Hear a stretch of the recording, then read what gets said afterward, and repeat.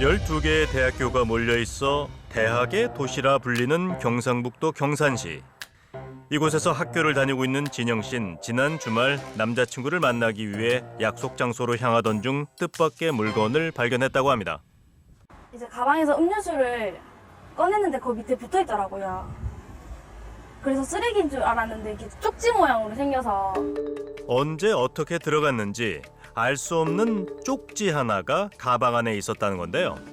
혹시나 해서 열어봤는데 호감 간다고 자기가 괜찮은 사람이니까 연락 좀 달라 하고 밑에 번호도 이렇게 써져 있었어요. 나를 호감 가진 사람이 있나 보다 해서 기분이 싫지는 않았어요. 손톱만한 크기로 꼬깃꼬깃 접혀 있었다는 노란색 메모지엔 수줍은 고백이 담겨 있었다고 합니다.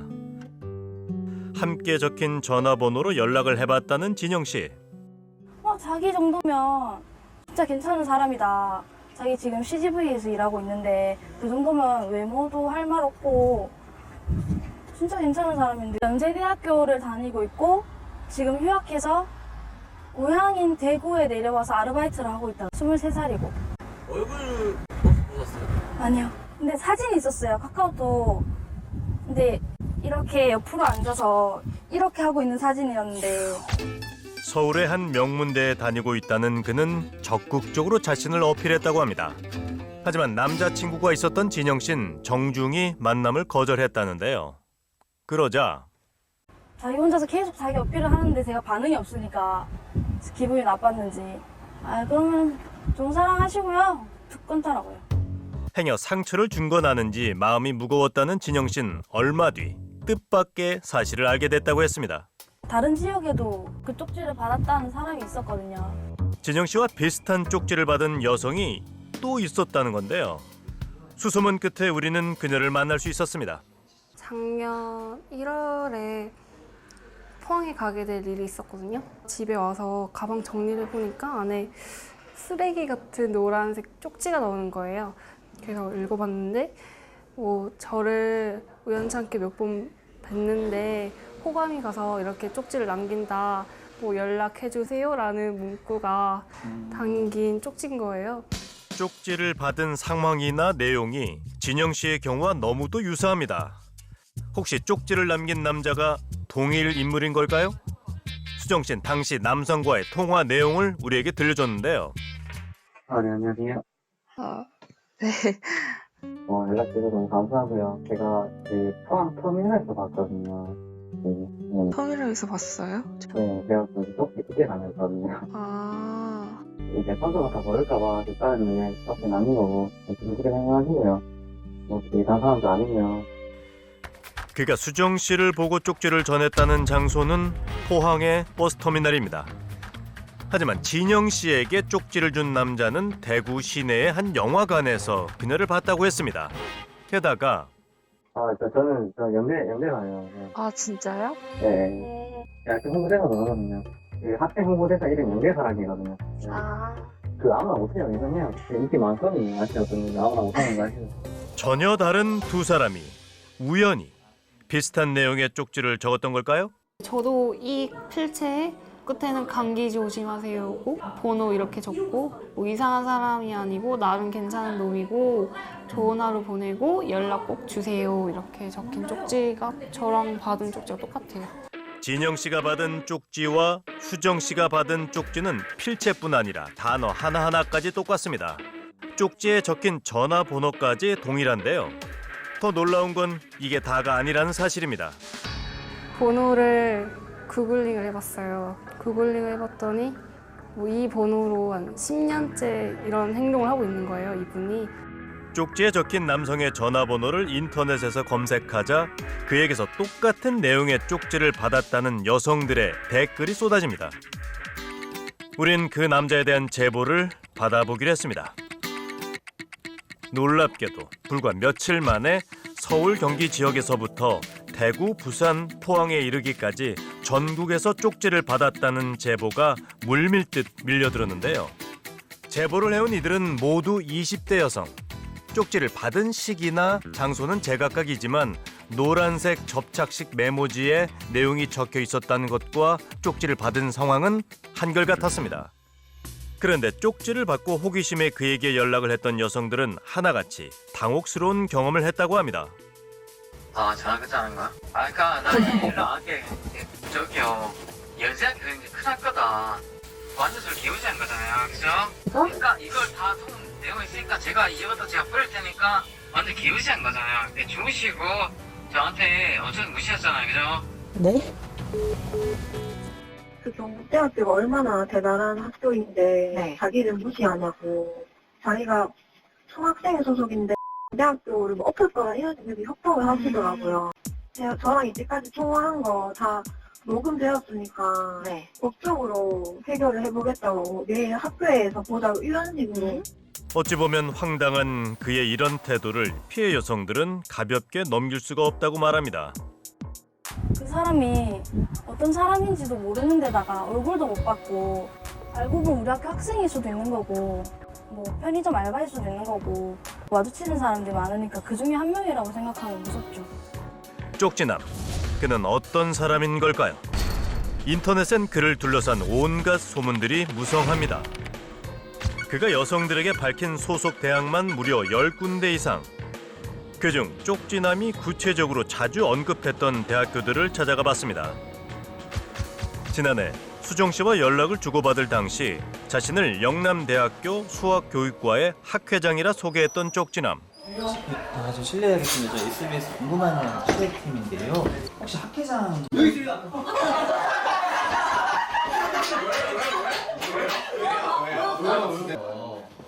영남대학교 수학교육과 학회장이라는 사람이 불특정 다수 여성분들한테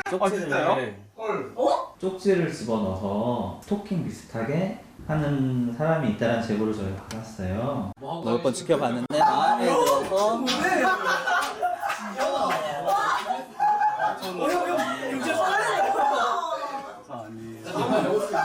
하지만 해당 학과의 학회장은 쪽지를 준 일도 없을 뿐 아니라 그런 사람을 알지 못한다고 말합니다. 혹시 핸드폰 번호가 이 번호가 혹시 아니에요. 형 알지? 아니야,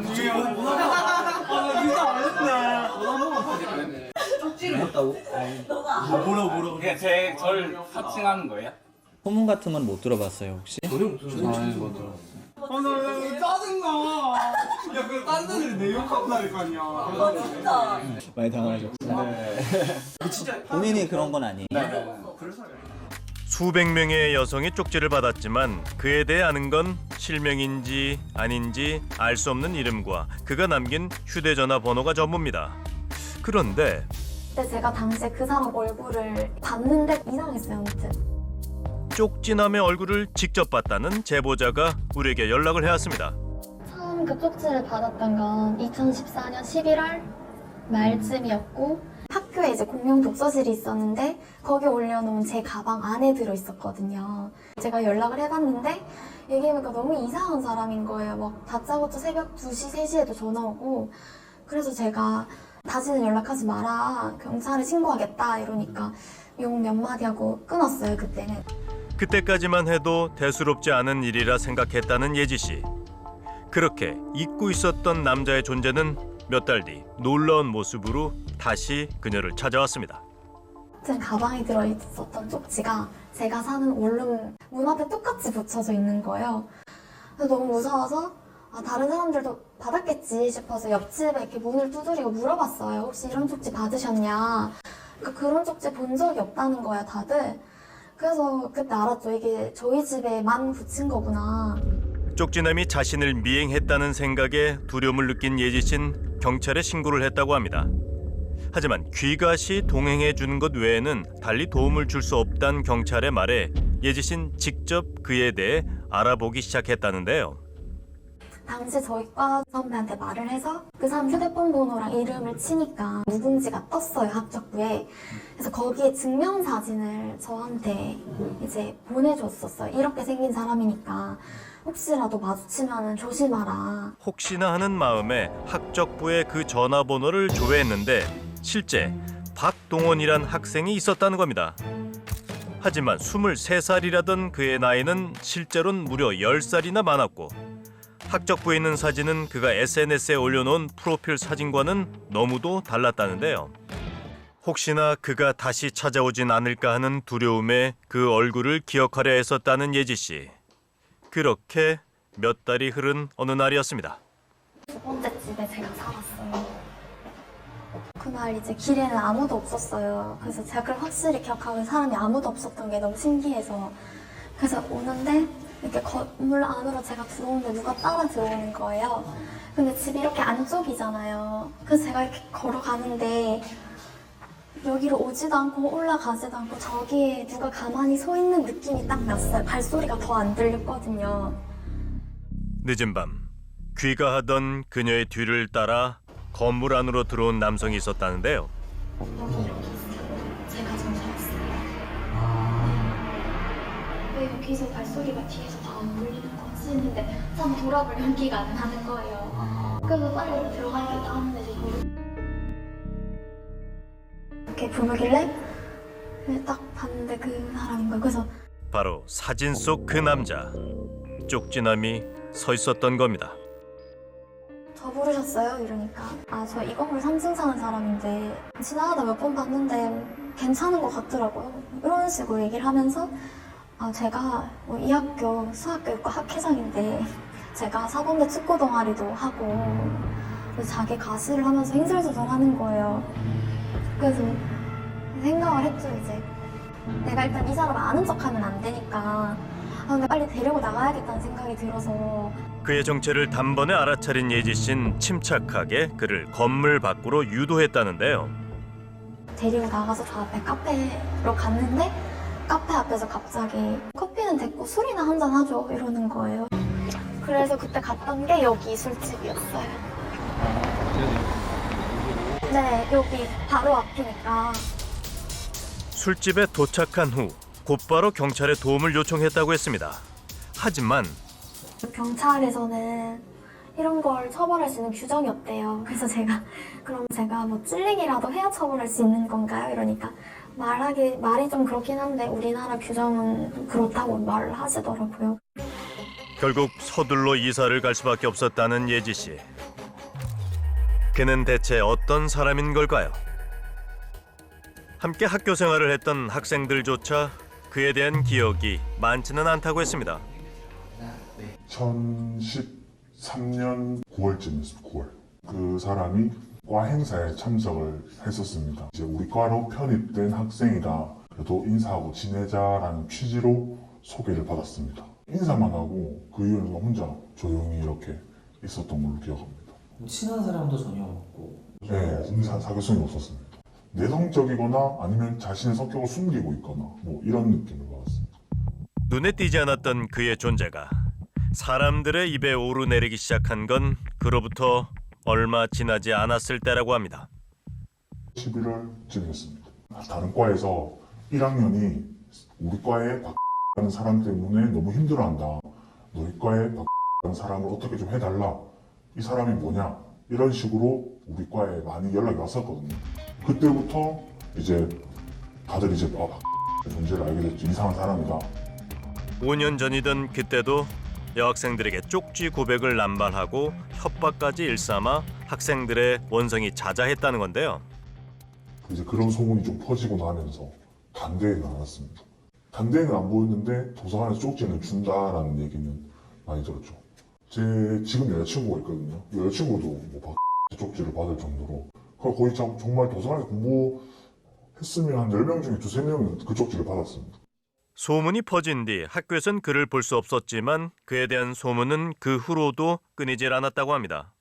계명대, 대구대, 영남대 그런 데서도 저는 계속 그 얘기를 들었습니다. 그리고 프로필 사진이 매번 바뀌어요. 작년에는 연세대 과장 입은 프로필 사진도 해놨더라고요. 그리고 저희가 그 사진을 보면서 야, 연세대까지 진출했구나 그런 얘기를 했었죠, 저희들도. 우린 대구에서 쪽지를 받았다는 내용으로 그에게 문자 메시지를 남겨봤습니다. 그러자 전화 왔어요. 그에게서 전화가 왔습니다. 네, 여보세요? 네, 여보세요? 그럼 지금 어디 계시는 거예요? 대구요. 네, 시내에서 늦었거든요. 알바하는데 왔다 갔다 하면서 네. 그랬었거든요. 자주는 안 봤는데 한번씩 이제 뵈더라고요. 저를 거기 어디서 보신 거예요? 시내 어디서? 예. 시내 반월탕이랑 중앙로 있잖아요. 일단 뭐 네. 연락드려서 감사하고요. 나이가 어떻게? 아, 저요? 저 25이요. 다 동갑인데요. 저도 이제 대학교는 서울에 있고요. 휴학생이거든요. 그래서 공부 잘했습니다. 저 연대요, 연대. 뭐 화학과요, 화학과. 아, 학과구나. 대학교 다닐 때 과정이 있었거든요. 하고 내 성격 나쁜 성격 아닌데. 저도 항상 어디 가서 분위기가 있으니까. 근데 이름이 어떻게 되세요? 저는 성은 김씨요. 제가 빨리 놓으세요. 저도 그냥 동갑인데. 계속 저 있잖아, 지금. 카톡 계속 오거든, 단속 카톡 계속 와. 카톡 계속 오거든, 진짜. 그러니까 이게 진짜 이화여대 숙대들이 연락 오는데 오빠 걔한테 고백하라고. 오빠 좋아하는 거 아니에요? 하면서 진짜 이거 뭐 그래 있는 거야. 오빠 잘생겨 예쁘잖아요. 오빠 어차피 너 만나고 안 했지만 난 솔직히 뭐 얼굴 멀쩡했잖아. 잘 다니면 잘생겼다는 게 아니라 진짜 나를 인기 많아. 여자들을 굉장히 선호하지 않을 그런 외모를 가지고 있긴 했어요. 자신을 연세대학교 화학과에 다니는 25살의 김동원이라 소개하는 쪽지남. 내일도 혹시 바쁘세요? 전 11시 알바죠 좀. 내일 반월당 가거든요. 그래서 혹시나 시간 되면 그러면 뭐 저는 좋죠. 11시쯤에 뭐 커피나 한잔 하시는 것도 내일 하늘극장 그리러 갈게. 그가 오겠답니다. 다음 날 우린 대구 반월당역 근처 카페에서 그를 기다렸는데요.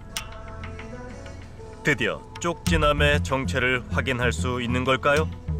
그런데 약속 시간이 다 되어가던 그때 그에게서 문자 메시지가 왔습니다. 이번은 안 오실 것 같아요. 안 오신다고요? 네. 걱정이 왔는데 이런 식으로 와가지고. 결국 모습을 드러내지 않은 쪽지남. 이대로 그에 대한 추적을 포기해야만 하는 걸까요? 쪽지남은 학교와 나이, 아르바이트를 하는 장소까지도 수시로 받고 말해왔습니다. 그런 그가 일관되게 설명한 정보가 하나 있었는데요.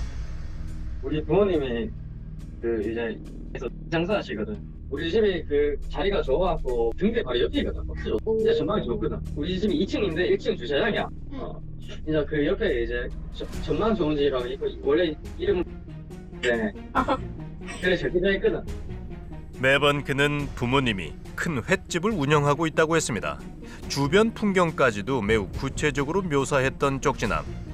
그가 말한 지역의 횟집을 직접 찾아가 봤습니다. 저기 등대 있다, 저기 등대. 정말 이곳에 쪽지남의 부모님이 운영하는 식당이 있을까요? 말씀 좀 여쭤볼게요. 좀 만나뵈려고 하는. 여기 없는 자기 어머니 가게가 여기라고. 예, 그래 했는데 이거 맞아요. 예. 그래갖고, 작은 이모들. 예. 이모한테 전화하면 못 하니까. 그러니까 이 식당 주인의 친척이 바로 쪽지남의 부모님이란 겁니다. 그를 통해 쪽지남의 어머니를 어렵게 만날 수 있었는데요. 어머님도 알고 계셨었나요? 이런. 모르죠. 부모들은 이제 시골에서 이제 뭐 이렇게 돈 벌어갖고 이제 공부한다고 돈 붙여주고 이제 뭐 그러니까 나가갖고는 잘 수실한 줄 알죠. 아들의 근황을 들은 어머니는 몹시 괴로워했습니다. 경찰에서 옛날에 몇 년 전에 전화가 왔어요. 그래서 사랑해갖고 자꾸 안 만나주는 부모들이 이제 경찰에 신고하고 그게 해갖고 그랬으면 정말 알았어요. 그래도 아들을 그렇게 나무라지를 알았어요. 그냥 짝사랑했는가 보다 그러고 믿었어요. 아들이 그런 줄은 몰랐어요. 집에선 항상 착한 아들이었기에 그런 행동을 하고 있을 거라곤 꿈에도 생각지 못했다는데요. 많이 속상하시죠? 너무 알아야 되죠. 치료해야 되죠. 이거는 아닙니다. 네네. 치료시킬게요. 한번 노력해볼게요. 저희가 아드님을 만나봐야 될 것 같아요. 무슨 전화가 안 받던데. 시간을 한번 주세요. 그러면은. 먼저 아들과 얘기를 나눠본 후 우리에게 연락을 주겠다 약속했습니다. 그런데 전원 전원이 꺼져 있어 쪽지남도 그의 어머니도 우리의 전화번호를 차단해버린 건데요. 참 착한 아들이었다는 쪽지남. 가족들에게도 다 열어보이지 못했다는 그의 어떤 마음이 이토록 무모한 행동을 하게 만든 걸까요? 이분의 경우는 자신의 남성성에 대한 열등감, 컴플렉스가 심했을 것으로 보이고요. 실제로 어떤 성적인 결합이라든지 연애적인 어떤 그런 관계를 추구하려고 할 것입니다. 여기에 이제 상대방이 거부적인 태도를 보이면 돌변할 수가 있는 거죠. 화를 내거나 때로는 이제 어떤 폭력적인 상황까지도 올 수가 있기 때문에 지금 이 단계에서 멈추거나 이렇게 개입을 하지 않으면 안 될 것으로 보입니다. 그로 인해 이미 수많은 여성들이 두려워하고 있습니다. 이와 같은 일이 되풀이된다면 결국 그는 법적인 책임을 피할 수 없을 거라 전문가는 경고합니다. 여자분들한테 내가 뭐 어떤 사람인 줄 아냐, 뭐 고개도 못 들고 다니게 하겠다, 뭐 경찰에 내가 너를 고소하겠다, 이런 식의 말들을 하는 것, 이런 식의 문자를 하는 것, 이런 것들은 당연히 협박죄가 성립을 하고, 그리고 그런 말들이 계속해서 반복적으로 상대방 여자들로 하여금 뭐 불안감이나 공포심을 불러일으키게 만들었다면 협박죄와 또 더불어서 정보통신망법 위반죄에 해당할 수 있습니다. 여성들에게 진짜 괜찮은 사람으로 불리고 싶었던 남자. 하지만 그는 몰랐던 것 같습니다. 진짜 괜찮은 남자가 되기 위해선 성격이나 외모, 학벌에 집착하기보다 있는 그대로의 나 자신을 먼저 사랑해야 한다는 사실을 말입니다. 지금이라도 그가 가면을 벗고 진짜 자신과 마주하게 되길 우린 바랍니다.